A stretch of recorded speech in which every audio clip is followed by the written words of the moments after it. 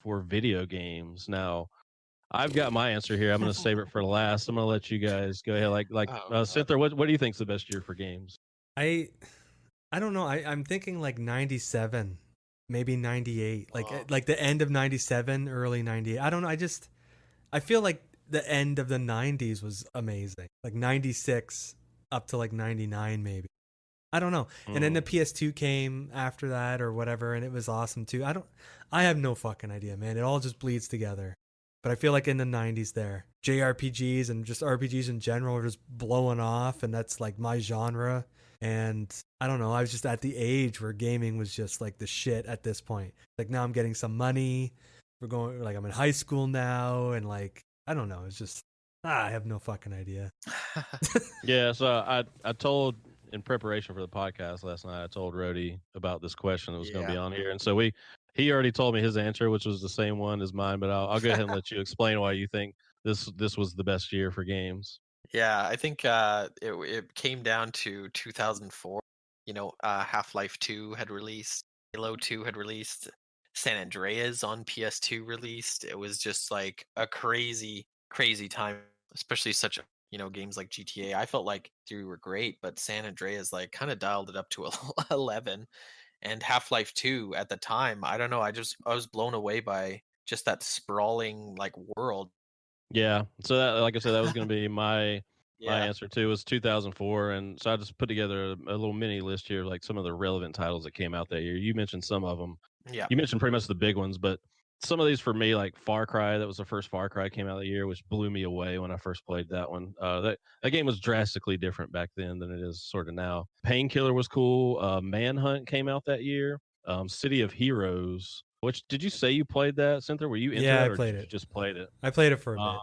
Yeah, so like Joint Operations Typhoon Rising and the Escalation expansion. Now, I don't know if you guys remember this game, but this was a first person shooter, sort of Battlefield like game that came out on the PC. And it was a mind boggling game at the time. Like biggest maps I'd ever seen, 150 player servers, which was insane. And even modern military shooters don't have numbers quite that high. Like even Battlefield's never had those numbers. It was an insane game to play at the time. But Doom 3 came out that year, Fable, Star Wars Battlefront, Katamari Damacy. Yeah. Yeah. There's the fan. There's the Katamari fan. He's right there. And then, like you mentioned, Grand Theft Auto San Andreas, the first Flat Out, which is like my favorite racing series of all time. Halo 2, like you said, Counter Strike Source, and Half Life 2, which were just, I mean, that just changed everything. It was like one of the most important shooters of all time. Cult hit Vampire the Masquerade Bloodlines, which I don't know. Have you ever played that, Rody? Do you know anything about that game? I haven't, but I've heard of it. Metal Gear Solid 3 Snake Eater came out that year. World of Warcraft, which you mentioned, and Star Wars Knights of the Old Republic 2. So just from a pure sort of games release and like important shit that sort of changed the landscape of gaming. I mean, that's like one of the most, sort of relevant years I think ever. Closer to, like, I think this generation's had some really good years. Like last year was pretty good. But yeah, as far as just like overall, I think you can't really go. I think you can't really beat 2004. You guys did your No, research. A close runner-up for me would be 2002, because like Twisted Metal Black Online released, and back in the day, Battlefield 1942 released, which was the first in the series for Battlefield. And I strongly feel that the series actually peaked with their very first game and never quite recovered. Like it was just these World War II landscapes. People say, "Oh, you love history, you love World War II." It's just awesome being on all these battlefields, and you had 64, 100 players, Battle of Britain, Wake Island, Berlin. Control an aircraft carrier, beach it into an island. Like you just had so much control, and then after that, the next set of games, you really lost a lot of that control.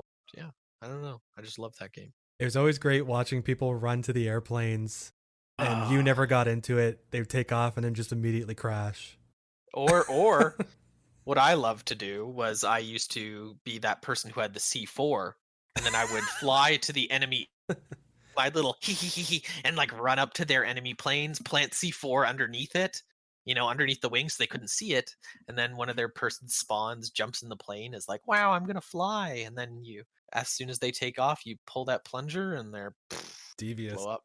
It was fun. Oh, it was fun. Yeah, oddly enough, I didn't play that. I didn't get on until Battlefield 2, so I missed out on that whole experience. But wasn't that game even a little bit like quirkier? Like couldn't you just like ride on the wings of planes and Oh, shit dude, like it was that? some you could, ride on the wings of planes. I mean, you could even put C4 on your own plane wings and make your own kamikaze. Like, you could bail out of the plane and then parachute down and then bomb. Yeah, you Yeah, I could mean jump on a tank. that's still a Yeah. tactic that can be used today. But yeah, I just remember seeing the videos back then of like just people getting on the wings of planes and just riding around. I'm like, that shit would never happen. Like it's just far Paratroopers, more maybe. realistic. Yeah, it's just far more realistic now.